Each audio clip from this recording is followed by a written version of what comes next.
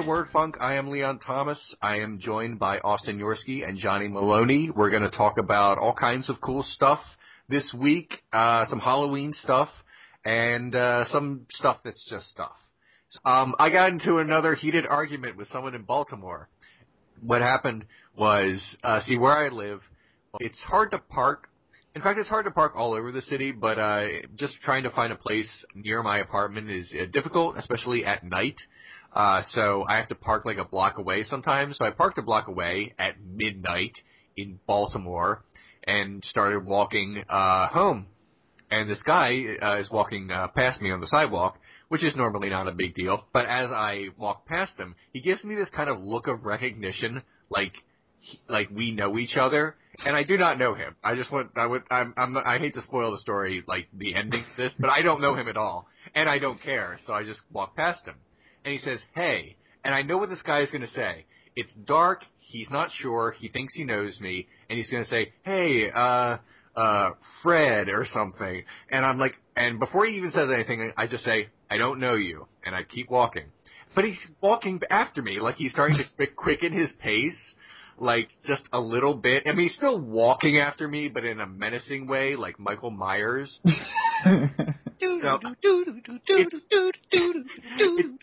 you know, you'd think it'd be very easy to escape Michael Myers. You just kind of have to walk briskly. But still, it's creepy. So I turn around, and I say to him again, "I don't know you." And he starts to say, "No, hey, and it's like, because he thinks he does. And then I want to keep my eye on him, but I also want to maintain distance, so I spin around and walk backwards away from him while looking at him and say, "Sir, I don't know you. Leave me alone." And he says, "No, I know," and then he gets a little closer because he decides to quicken his pace. And then he gets a little closer to me, and I guess through the street lamps, he's able to see me better, and he says, "Oh, yeah, never mind." And he walks away. And you think, this is a really stupid story, and I admit that it is, but I feel like if you see someone and that person sees you and they start to tell you that they know you, all you should have to say is once, "No, you don't." And that should be the end of the thing. But he was, like, arguing with me, like we have a shared past or something, like he, like, sort of recognizes me. So this was like the reverse of the "you don't know me, bro" argument. You don't know me. You don't know me. This was more like, "I know you. I know you." The best thing about, I mean, it's an anticlimactic story, but the mental image of you walking backwards to try to escape someone who's just trying to have a conversation with you is hilarious. He's not just, I know he's just trying to have a conversation with me, and I understand It's like a high-speed chase and you're facing the wrong way. It's great. But I felt that he just should have understood that it's midnight in one of the most dangerous cities in the country, and that I should have to tell him, "No, leave me alone," only once for him to understand that I'm serious. The only way this story could have ended in such a way that, like, justified his actions and made me look like an idiot is if he actually turned out to be, like, my long-lost father.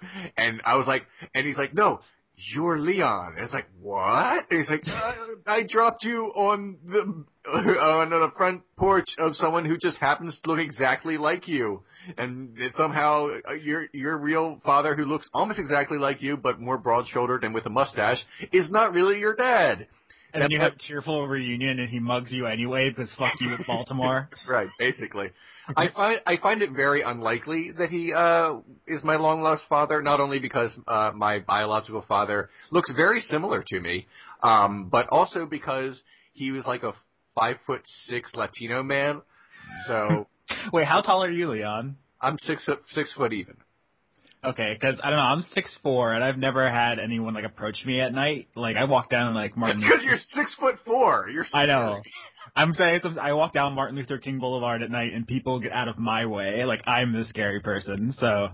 That's awesome. I've never had that experience. Although, this is just a tiny little detour here. My brother told me a story. He was walking down the street here in Tallahassee the other day, and some guy came up to him and, like, insisted on shaking his hand and then wouldn't let go of his hand.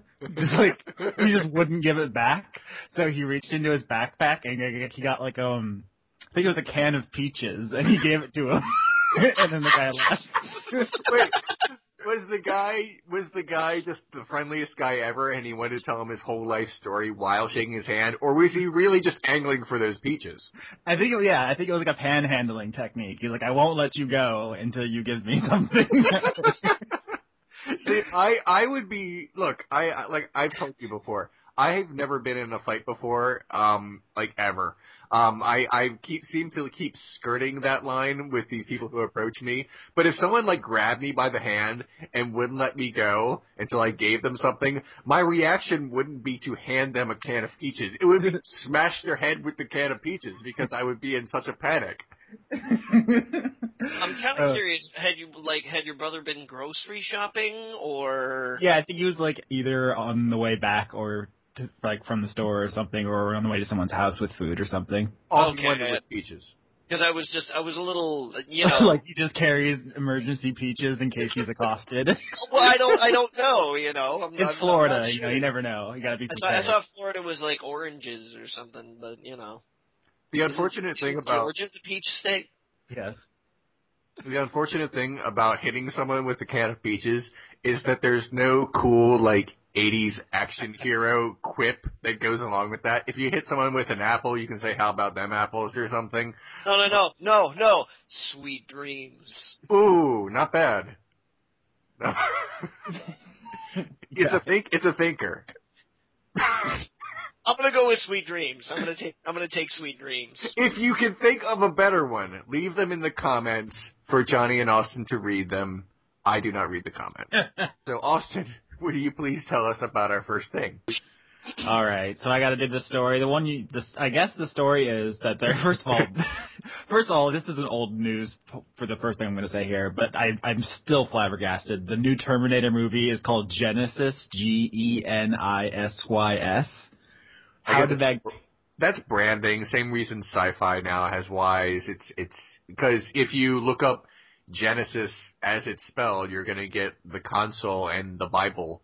Wait a minute, you mean this movie is not going to finally answer the question what Nintendo does and what Nintendo don't? I think this movie will have blast processing. That's all I know. Even if it was Genesis spelled correctly, that's still a terrible subtitle. How is it Genesis anyway? This is like the 5th or 6th movie. Wouldn't Genesis be the first movie? Maybe it's not necessarily the creation myth. Maybe it's like some like Binding of Isaac stuff. Oh. Maybe it's going to be about John Connor going or Kyle Reese going back in time. Oh. And thus the genociding. Yeah, maybe it gets genicized. There's no way we could confuse that word with any other word. The problem is you can't like call your machine like to save humanity the Genesis weapon because that was Star Trek 2. You can call it the genocizer. The problem is the tagline for the movie is like, this summer prepared to be genocided. Okay, we're going to spend all of this entire part making fun of the name instead of the news. The news you sent me, I guess, is people who are confused about whether or not Arnold Schwarzenegger is going to come back, and then James Cameron said he can because they have the technology to make them age. What's the angle here exactly on this? Do people care if Arnold comes back? I couldn't care less. I tried to care less. It didn't work. Well, I mean, the thing is, Arnold Schwarzenegger, think about it. There were 2 good Terminator movies, 1 and 2. Mm-hmm. And 3 isn't as bad as we remember it. But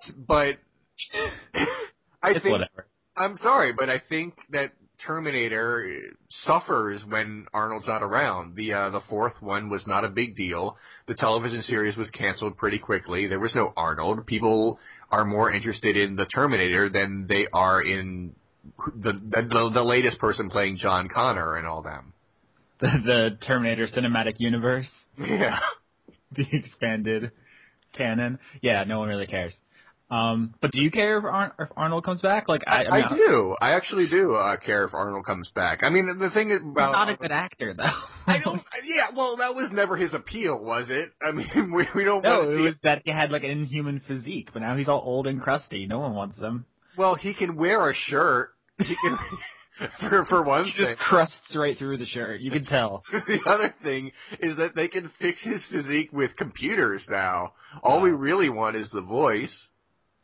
Do we actually want to get into the science of why robots would invent aging skin to put on their assassin robots? Look, they clear this up in the series. They do, is that when the time travel device gets invented, they discover that only organic matter can pass through it, right?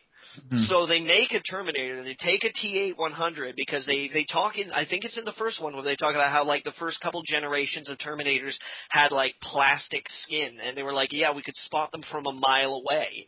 Yeah. And then they developed this model of Terminator that actually had living flesh, organic tissue surrounding the body. So when they made the time travel device, it was like the only thing that could go through was organic matter, right? That's why everybody winds up naked on the other side. Although sometimes they bring weapons which aren't covered in flesh, but whatever. Also, it doesn't really explain how the T-1000 can go back in time. Yes, it does. He's an amnimetic polyalloy. That's Living metal. No, I'm sorry. You can't call it living metal. It's a bad excuse. It really is. But, I mean, if you're really, I'm sorry, if you're watching Terminator 2 because you're like, I don't know if the science in this is sound, you're probably there for the wrong reasons. No, I agree. I even made a Renegade Cut episode, like in the early days of the show, saying, hey, there's this plot hole in Terminator 2, but it doesn't matter because everything else is pretty good. I think just time travel's always more trouble than it's worth. I can think of like 2 or 3 series that even benefited from it at all, like Back to the Future is like the only one that I can think of that actually did it super well. Primer.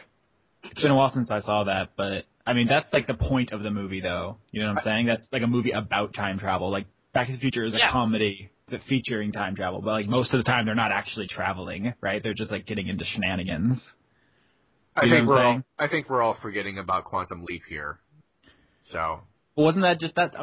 Correct me if I'm wrong, but isn't that just the framing device for weekly shenanigans? Yes, but he still has to time travel every week because. But they're not like continuous piling up consequences to that in the timeline. Like they don't have to keep resolving all paradoxes. There were the 2 episodes where he jumped into his own where he jumped into his own past and had to try to convince his older brother to not go to Vietnam, but instead he was just there to win a basketball game. And then the very next episode, he jumps into one of his friends, his brother's squad mates in Vietnam, and then he's like, maybe I have to save my brother's life. But then I don't believe that I fucking remember that. I watched those episodes when they were on TV. I'm 34. It's 2014, and I remember a distinct character arc in Quantum Leap.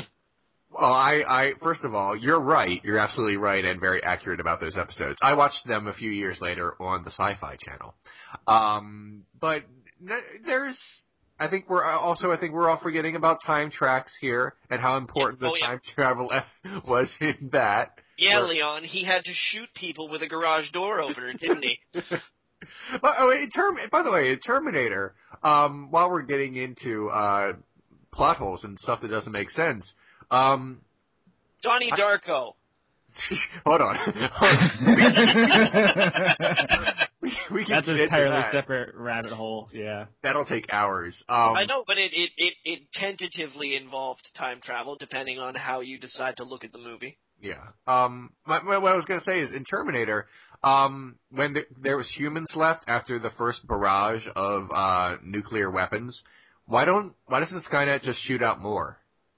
Like a lot more. Maybe use them all. How? You can't use them all. There's so many.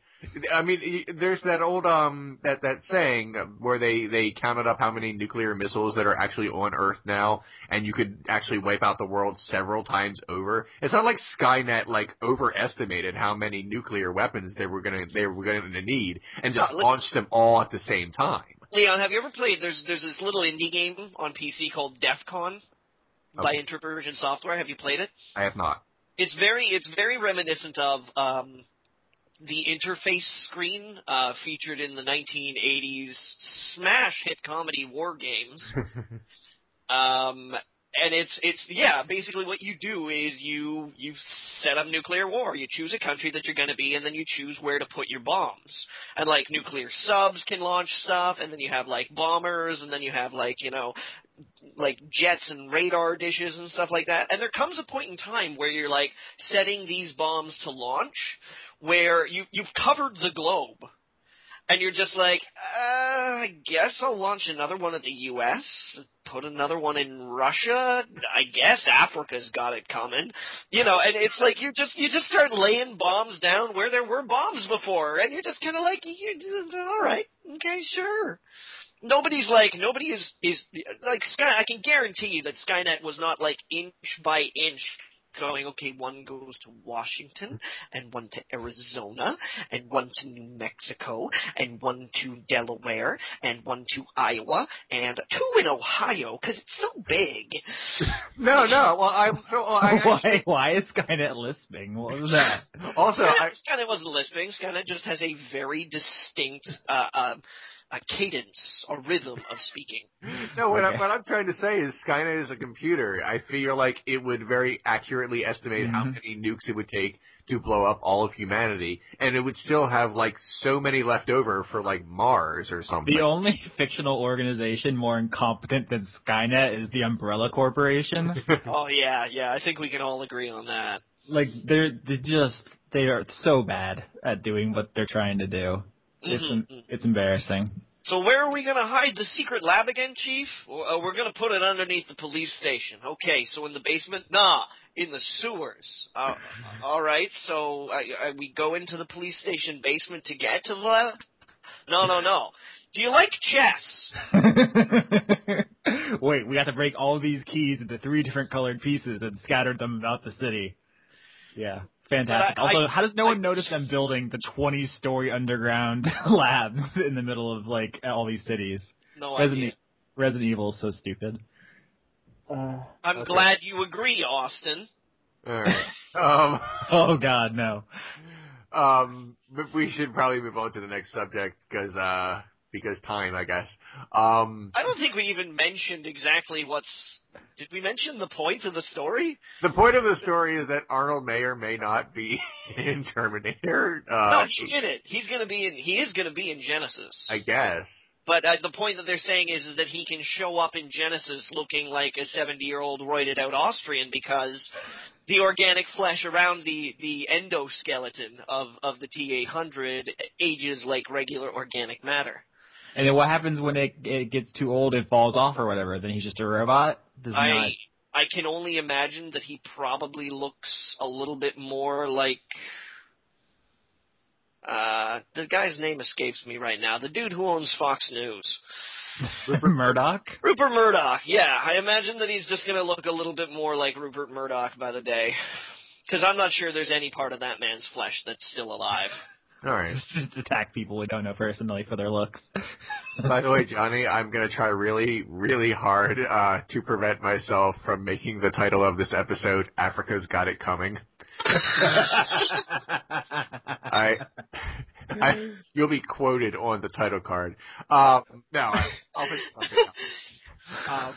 Something more innocuous. But no, there's more news, and we gotta jump into it. And by news, it's stuff that we know about, but there's new information about the stuff. Just don't come to Word Funk for all your news needs. No, of course not. You don't have any journalism ethics here, guys. No. Anyway. It keeps getting funnier the more I say it. For the past couple of years now, MTV has been trying to develop a Scream TV series based off the film franchise. Here's the stupidest thing about that, besides the fact that there's going to be a Scream TV show. There's this rumor going around, and nothing's definite until the show premieres, but the rumor right now is that Ghostface. Ghostface Killer? No, the other one. Because I hear that Wu-Tang Clan ain't nothing to fuck with. Did you hear the Wu-Tang rap over the Final Fantasy song? I have to send that to you guys. Send that to me immediately. But no, Ghostface, basically the guy in the costume with the scary face who is always a different person or multiple people in different movies. Are you telling me that Studio Ghibli is remaking Hellraiser? Oh my god! Shut the fuck up, Johnny. No, Ghostface may not be even in the show, which is weird because when you think about Scream, that's the image that you conjure up, either that or Neve Campbell. And since Neve Campbell is probably not going to be in this because even though her career is not like skyrocketing anymore, I feel like it's still beneath her. I don't even know how this is even going to tie into the Scream mythos. Without Ghostface, it's basically just going to be a bunch of horror meta humor. Obviously, what they're going to probably wind up doing is somehow tying it into the Big Trouble in Little China universe, and then we can just take it for granted that there's a connection there. See, that's a show I want to see. I just put the Wu-Tang Final Fantasy thing in the chat. It's pretty fantastic. I don't know if you'll be able to find a version to add into the podcast audio though. Maybe? I don't know. It was like this week I heard a really down-tempo version of Danzig's Mother. They set it to an R&B beat, and he's all like, not about to say your lies, but if you want to bang heads with me. I was like, whoa, sexy Danzig. That's not R&B. That's got nothing to do with, well, no, I mean, there was a backing beat and a little bit of bass and things like that. It was pretty soulful. I was like, oh, Danzig loves his mother so much, which is exactly what that song's about, right? Yeah, it looks like there's a download link if you follow the link in the Kotaku article. So if you wanted to put it in the Wu-Tang thing at some point, you definitely could. Oh, I'll think about it. To me, R&B is 4 to 5 black guys with their shirts off. And nothing else. I grew up. It's a very narrow definition you got. I'm sorry. Wait, do they have to just 4 or 5 black guys without their shirts? They don't have to be singing. That poor guy has his shirt on still. I'm not buying this. They have to sing. They can't just stand there and say, "Look at our chests." I would say it's your average pickup basketball game is R&B then. No, come on. Those were great days, though. Blackstreet and The Boys to Men and the third one. This is so bad. This all needs to get cut out. Wait, why? No. It's just the fact that I'm saying I like R&B back when it was... No, because this is all just really stupid. This is the worst. Okay. I thought you were saying, because I said 4 black guys that it was racist. No, I was saying it in a very positive way. I feel like it was a good thing back in the day. I mean, what is R&B now? Are you trying to tell me that Color Me Bad didn't fit your definition of R&B? They wanted to sex you up. Color Me Bad didn't fit my definition of music. In a broader sense. But they wanted to sex you up. I feel like when you're singing a song and you're a group of guys and you're all talking about the same girl and the song is explicitly about sex, it becomes really threatening. And a little sticky. And a little sticky. Oh my God. I mean, think about it. I mean, if there's a target woman for this song and she's listening to it, and there's, I don't know how many members of Color Me Bad there were, but if they're all... Too many. If they were all, insisting on having sex with this one girl, I feel like there needs to be an explanation here. I just looked it up. They're still giving Grammys for Best R&B, up until last year, so it still exists. Who are the contenders? If you have the list in front of you, because I don't understand what R&B counts as now. Justin Timberlake, CeeLo Green, John Legend and the Roots, Beyonce, Alicia Keys, Mariah Carey. Wait, Mariah Carey is still singing? Right. I thought her voice had vibrated off into another dimension or something like that. It wasn't audible to human ears anymore. Mariah Carey is that was 2006. Perhaps she was still on our plane of existence. Okay, all right. MC Hammer in 1991. Wait a minute, MC Hammer wasn't... I'm sorry. What were we talking about? That was rap. I'm not arguing with you. I'm just telling you what's on the page here. I guess if Taylor Swift can still call herself a country star, then MC Hammer was R&B. Jeez. What the hell are we even talking about? I don't know. That's the thing. I talked about Scream for 30 seconds. We just completely ignored that. First of all, MTV. Who cares? What they do? No one watches MTV. If I heard FX was doing it, if it was like FX is doing Scream, I'd be like, okay, I'm interested in FX. But MTV? Enlighten the Canadian, because we have MTV Canada up here, but I don't think anybody watches it. I think it just kind of feeds on the air. Is it all Bryan Adams? No, I mean literally the Canadian music station that I put in finger quotes is called Much Music. Wow, Much Music. Very. Sounds like someone who's using English as a second language in his TV station. Well, it may have been. It might have been. It may have been founded by possibly a Quebecois corporation. I've never really looked into the history of Much Music. Much Music, very Canada. Here we go. Much Music today. Yeah, but I mean, these days, Much Music is trying to be more like MTV, insofar as that it doesn't play very much music at all. But yeah, we do. There's a Canadian MTV, but you have to pay for it. It's like a premium channel. So as someone who has only very briefly glanced past MTV when I've been bleary-eyed drunk at 2 o'clock in the morning in a motel just outside of Baker, California.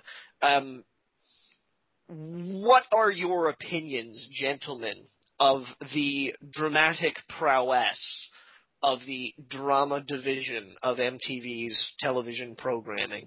I only watch one show, and that's Catfish the series, because I find that hysterical.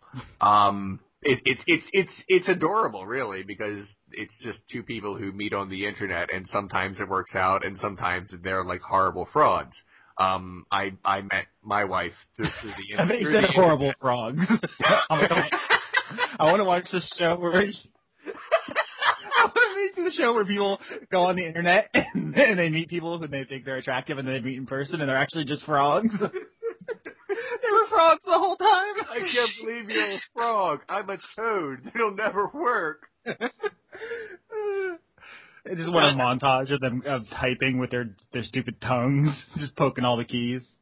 Forgive me though, Leon. Catfish is not a drama. It's a documentary series, isn't it? Well, yeah, but okay. So in terms of fictional shows, I don't watch any, so I can't really speak to it. Leon, you disappointed me. The floor is yours. Wait, what am I doing Bring with the me floor? American culture. I don't know. You could tell me about the MTVs, Austin. punch. Yes. I don't Austin, watch tell me MTV about your since, favorite the MTV 90s. drama shows. It's not a thing. So what It you're just telling simply me does not here exist. is that MTV's drama division is so good that it's vibrated into another dimension that is no longer visible to the human eye. I get it. We're doing I'm a lot looking of forward to this Scream TV show then. We're doing a lot of vibrating on this show. This episode is particularly vibrational. Okay. I made it up. It's the only thing to do after you get warmed up with genociding. God. Johnny, why don't you open up our third and final topic? Not like we really set to a schedule. About something that you enjoy and that I also have done as well. All right, okay. Well, as we all know, hopefully we all know this. If we worst. don't all know this, Can I just then... say, I'm sorry to interrupt. This is just the worst show we've done. We've just been terrible. You clue in on this when I say, as we all know. That was the last straw right there. Yes, okay, so Halloween is coming. That's Oh, the thing. God, I'm already tired of this topic. Johnny, stop. No. I mean, because when Halloween comes around, everybody likes to talk about their favorite scary movies or their favorite scary games or their favorite scary babysitters, because we all had one of those. And I want to talk about today. I want to talk about some of my favorite scary games, or at least horror-based games, but not video games. I want to talk about horror board games because those are a thing. And they exist. Now, you might necessarily be jumping to immediately like games like Nightmare and Atmosphere, the DVD and VHS. I don't know, probably Laserdisc. I hope there's a Laserdisc version of Atmosphere out there somewhere. And those were a thing, but I never played them. So I'm going to cede the floor right now to Leon, who did. Yeah, I'll jump in here real quick. Basically, Nightmare is a game where you instead of just having fun with your friends and family, you are guided by a VHS tape that tells you what to do all the time. Because sometimes instead of enjoying yourself, you want to be punished by a TV. So what happens is you put it in the VHS and you press play. And there's a time limit. You have an hour to play the game. This isn't Risk, where you don't even know when it's going to end. Today, tomorrow, whatever. You have exactly 1 hour, and that is exactly how long you have to play Nightmare. And this guy comes on, and he's called the Gatekeeper, and he's basically a community theater actor who has the skills of someone of that ilk. And he just yells at you and insults you for an hour, and somehow it's hysterical and fun. Some people pay good money to be yelled at and insulted at for an hour. I was waiting for an opening for that. Some people. But it's actually fun. They made a bunch of them. One is about Baron Samedi, the zombie, and one is about a witch, and one is about a vampire. I never played the other ones because I couldn't ever find them in the store. But years later, they made a version of Nightmare called Atmosphere, which is just a wonderful play on words. And it's basically the same thing, except not funny. The great thing about Nightmare was that the Gatekeeper was kind of funny. He had this dark sense of humor, and he would occasionally snort when he laughs, and it would be great. The game doesn't have a lot of replay value because you know exactly what he's going to say. It's not like the VHS reconfigures itself every time you take it out of the VCR. But it was fun. I think Atmosphere. Don't bother because it's complicated, and for a game where you're in a time crunch, you can't kind of just stop things and say, oh, let me check the rules for this. It's weird. If you have to play a VHS-based horror game, I would recommend Nightmare. That is how I feel about that. I give it 3.5 stars. All right. I say we just convert WordFunk to a tabletop podcast where we just play Shadowrun and talk shit for an hour every day. I think there is a podcast about that already. Yeah, but it won't involve us. It's true. And we just have Wu-Tang as background music the whole time. That's all I'm really interested in at this point. Johnny, you played some horror board games that have nothing to do with the antiquated VCR. What were your games like? Well, I wanted to ask Austin quickly as well. I mean, do you have any experience with any horror-themed board games, Austin? I've played Monopoly. That's pretty terrifying sometimes. Yeah, I would have to say that some of the scariest words I've ever heard in my life is when someone says to me, "Hey, do you want to play Monopoly?" I don't board game. But I'm not maybe from that unbeknownst era. to some You guys of the are people, old. Yeah, of course, right, because nobody board games these days at all, ever, No. Austin. Thank you very much. Not a cool kid. But unbeknownst to some of our funkettes, I used to work at a tabletop board gaming store. So on a day-to-day basis, I would have to pretend that I knew something about Magic the Gathering, or the latest edition of Dungeons and Dragons, which I stopped paying attention to after 3.5. But yeah, I mean, my love was board games, and some of my favorite board games out there are actually horror-based board games, and I'm going to briefly take time to talk about 2 of them that you can pick up at your local tabletop hobby store, hopefully. The first one is called Letters from Whitechapel. which is have either of you guys ever played a board game called Scotland Yard? Nope. No? Okay, well, it's very similar to Scotland Yard. It's called Letters from Whitechapel because it's about Jack the Ripper. And the way the game works is that the players are divided up into two teams. On one team you have the single player playing Jack the Ripper, and then on the other team you have any amount of investigators who, no matter who's playing, they always control the same amount of tokens, who are supposed to be police officers. And the way the game works is there's a giant board laid down of the Whitechapel district. And the player playing Jack the Ripper selects a position on the board. All of the spaces on the board are numbered. So they select one as kind of being their home base. They're like, that's it. And all the other players kind of like have their policeman tokens, right? Now, there are several rounds to the game. I believe it's 4 rounds. It's been a while since I played this one because I lost access to my board gaming group recently. But at the beginning of each round, basically, all these little tokens are placed on the board representing potential victims for Jack the Ripper to kill. And they get moved around from space to space each turn until Jack the Ripper decides that one. That's the one I'm going to kill. So victim is killed, and at that point in time, the Jack the Ripper character is on the board. Here's the secret, though, is that you don't put the Jack the Ripper token down on the board. Jack the Ripper keeps track of where they are on the board independently on this, like, little number sheet that you take. So it's like, okay, so I made the kill in spot 72. And then turn by turn, the police officers have to try and basically form a net or arrest Jack the Ripper. Jack the Ripper cannot move through a police officer. Jack the Ripper can only move around the board in at a certain speed. The police can move faster than Jack the Ripper can, but then Jack has these special moves where they can catch a carriage, that allows you to move 3 spaces, or it allows you to take a back alleyway that the cops can't take, but you can only do these a limited amount of times during the whole course of the game.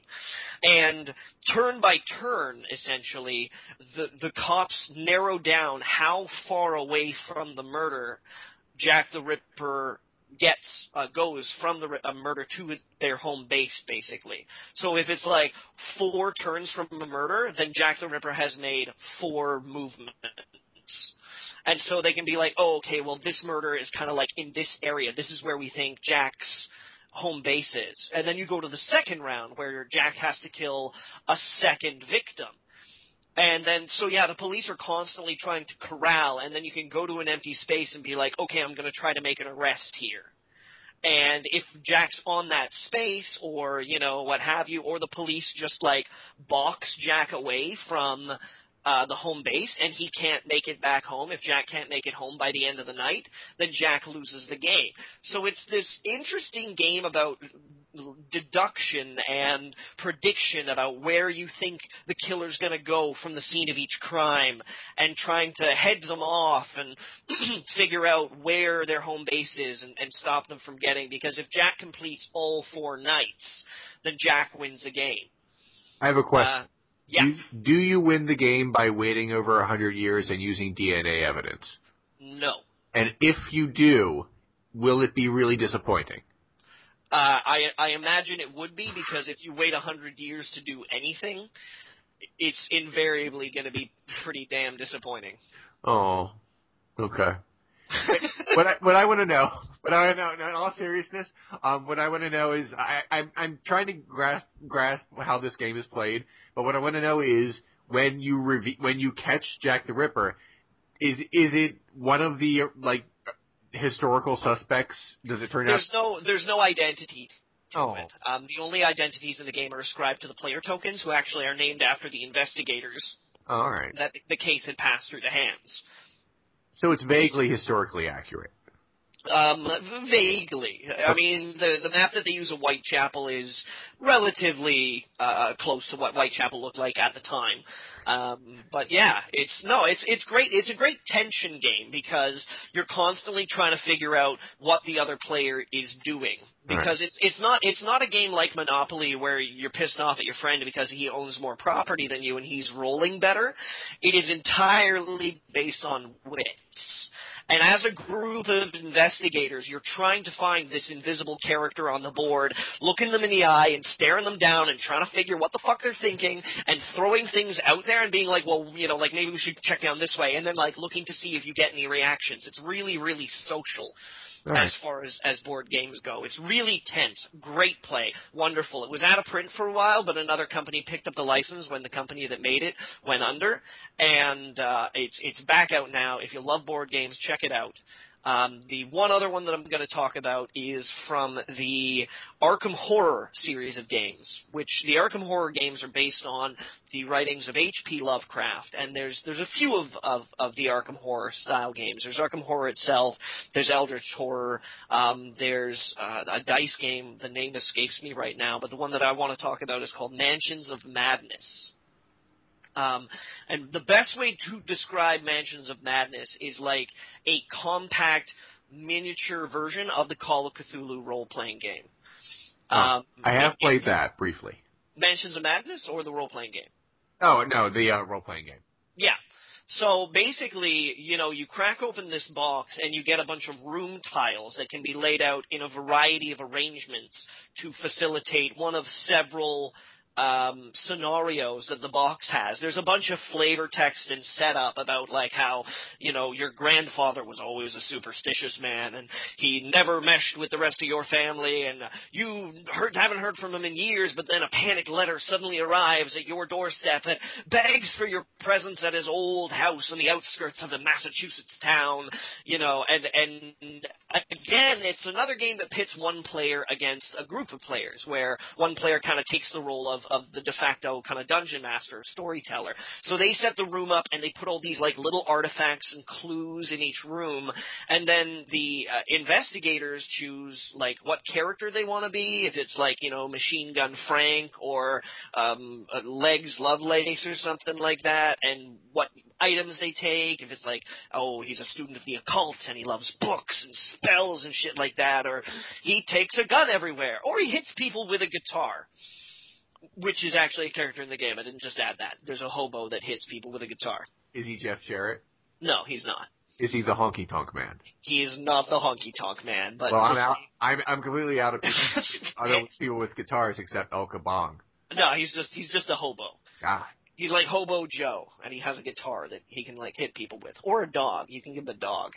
But anyways, so you go from like room to room and try and, you know, unlock doors and find clues and keys and stuff like that. And as you unlock the story, it's like the storyteller accrues these points that they can use to make the investigators go crazy and lose their mind. It really is like a miniature contained D&D game.